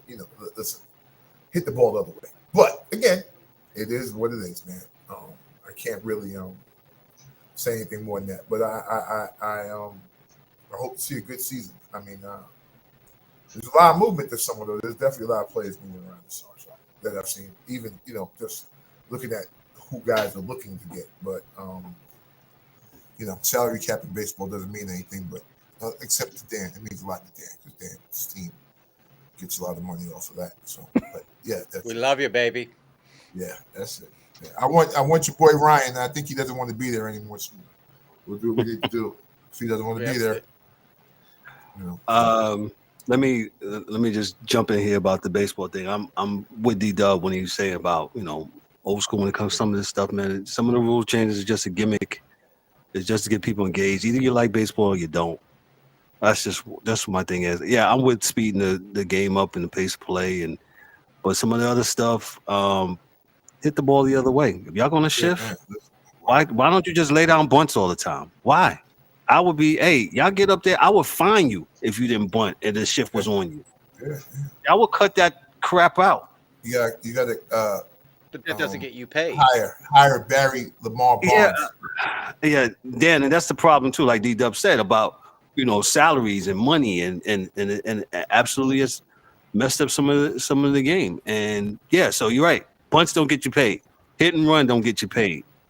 Hit and run is a beautiful thing. You're hitting the ball the other way or trying to avoid the double play. So that's why we have more strikeouts. I read a thing yesterday where I forgot the Baltimore Orioles dude. He has struck out like more times in one season than Tony Gwynn struck out in career. Three seasons. Yeah, his whole career. Whole career, dog. Insane. Wow. But that's all sports, Kev. So you got the strikeouts here, right? In basketball, you got defense is down, right? Yeah, and 2-pointers.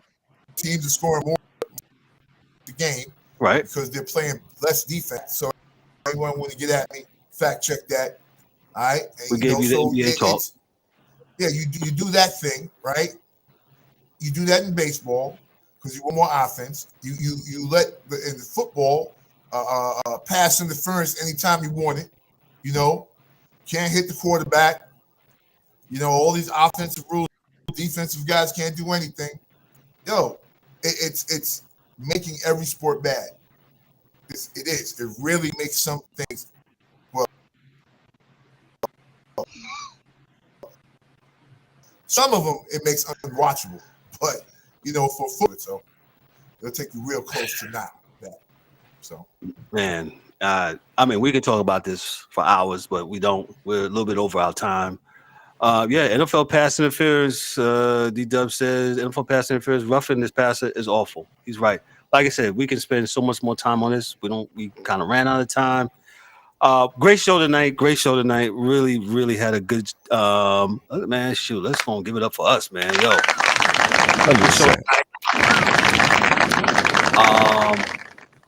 Really good show. Shout out to my man Jay from Inner Miami podcast coming on and talking about the Inner Miami soccer club and give us some soccer insight. And he'll come back on and talk soccer. Appreciate you, bro. If you're watching, thank you so much, man. We're going to do our parting shots, but then we're going to get on out of here. I'll start with the angry one. Angry one, what you got for us, bro? Oh man, great show. Again, part of my lateness. Shout out to everybody in the comments. VLAC as always, man. Appreciate you. Appreciate everybody viewing from all angles, from every Facebook, wherever you're viewing us from, man. We appreciate you. Please, you know what I'm saying? If you like what you see, or if you don't like what you see, if you're tired of me up here bitching and complaining about this and that, well, come on here and tell me about it. You know what I'm saying? Yo, like, dislike, share, subscribe. You know what I'm saying? Yo, man. Also, you tell them to also donate too. You can add that now. Oh yeah, you can donate, man. You know what I'm saying? Help us to grow better. You know what I'm saying? Hit that button, right. Scan that little code right there in the middle. You can't miss it. You know what I'm saying? It's right there. You feel me? So yeah, that'll take straight to Daryl's OnlyFans.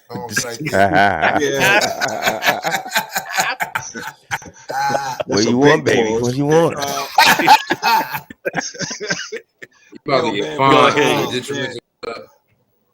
Man, let me tell you, man. Flag on the plate. Yo, as always, man, I love these brothers up here, man. Had a great time this past weekend. Just to throw that in there, man. Good to see all of you dudes, man.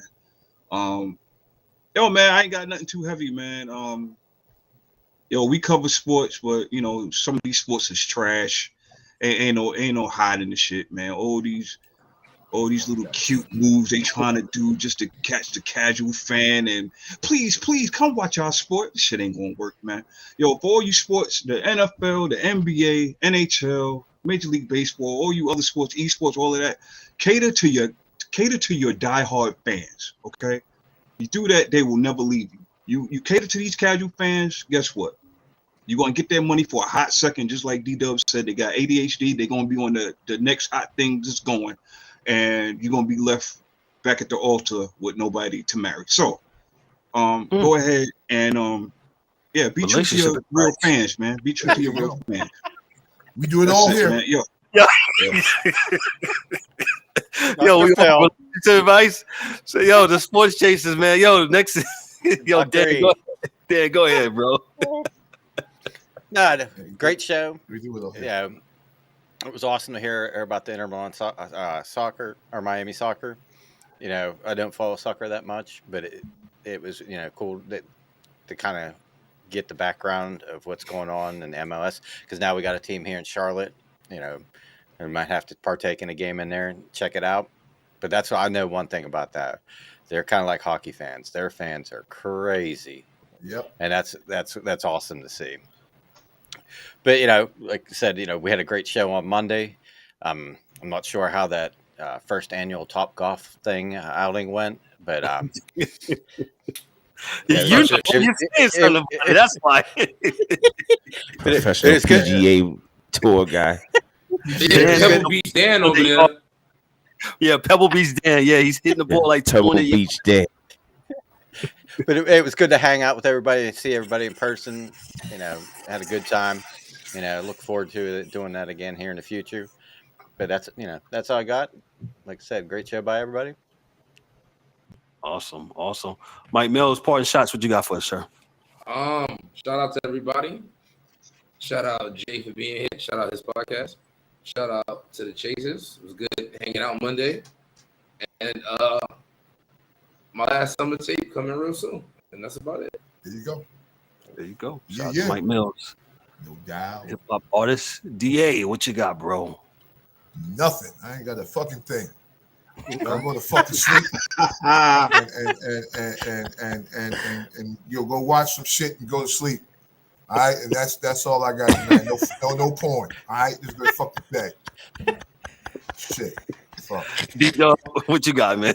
Damn. Yo, man, this guy is. I can't with this guy. This guy is off the chain. Yo, shout out to everybody, man. Yo, we had a good week. The ending of NFL as far as Super Bowl, that was great. What else? Everything is not for everybody. XFL. Everything is not for everybody. So, if you don't like a particular sport, then you don't have to watch it. But don't try to change them into something that, that is not your cup of tea. But anyway, I digress. Yo, fellas, everything, it's all love. Everybody out there, like, share, subscribe. We appreciate it all. Send us comments. You hate us, you love us, what we need to do better. Send it all. Oh, don't forget this, D. Don't forget that. And also, where you at, Kev? There you go. Right there. That right there. The what's that QR code? Yes. Take a picture and take you in there, and so you could, if you whatever support, we looking for it, and we appreciate all. That's it, kid. That's it. I got two little things before we get out of here. Hey, condolences, Tim McCarver. Those that don't know Tim McCarver, he passed away. Yes. Played with the Cardinals for like 20-something years. The St. Louis Cardinals, Major League Baseball. But most people our age know Tim McCarver as the voice of the World Series for 20-something years with Joe Buck. And I enjoy hearing Tim McCarver. He was also the voice of the Mets, of the New York Mets also. Locally on the local side, but he called national games for Fox Sports. And Tim McCarver was very good at what he did, very analytical at what he did. He also caught Bob Gibson's no-hit game in the 1967 World Series, I believe. Something like that to the effect. Don't have it in front of me, but God bless Tim McCarver. Second note. Also, Kev, he also caught Deion Sanders' water bucket. Nope. Yeah, Nope. caught that ice. Nope. Caught that But ice. that was a good one. Tim McCarver. No, Cash, for real. But Tim McCarver, that was like epic. I mean, Deion, and I'm sure Deion, he was Tim McCarver. He didn't like what Tim McCarver had said about him, but that's water under the bridge. But I remember that as a youngster. Yeah. And that was just Deion at his immature age. Deion Sanders is not that person no more. But it was a funny moment in history. If you don't know what I'm talking about, go YouTube it. YouTube and check it out. Also, tomorrow is D-Dub brought it to my attention. Tomorrow is Michael Jordan's birthday. Shout out to Michael Jordan. Happy birthday to God. God. You better respect the GOAT. No, I'm sorry.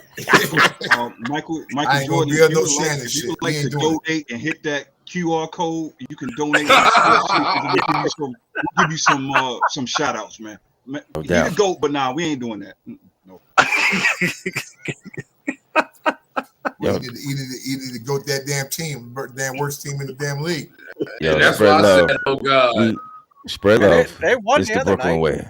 Yeah, they What did. does that mean? They ain't win. They won that Hey, night. What about the blind other squirrel night? finds a nut every once in a while. Wemby's gonna be here. They so bad. My Wemby bad, coming right. Kev, my Yeah. bad. I'm sorry. A broken clock is always right twice. Nope. Let me get out of here. Jesus Christ. Let me get it. Let me Party get it back. shots. Let me get it back. Hey, like some of the guys said, like all of us said, hey, had a great week. It was always great to get together. We did our in studio live. I'm taping up 4th and Short on Monday. Had a great time at the at Top Golf afterwards, man. Just good times, man. And we love talking sports. As you can see, we talk it all. We don't fake about it, we don't funk about it. We bring it all, and we bring the heat when we bring it. Shout out again to our special guest, Jay from Inner Miami Podcast. Shout out to his podcast. For him coming through. Thank you so much, bro. But like I said, I ain't got nothing else. Hey, on behalf of myself, I'm Kevin O. Warren, your host and moderator. Daryl D. Warren for James the Angry One. Dan the Toxic One, or Dan the Hockey Dude, whatever side of the bed he gets up on.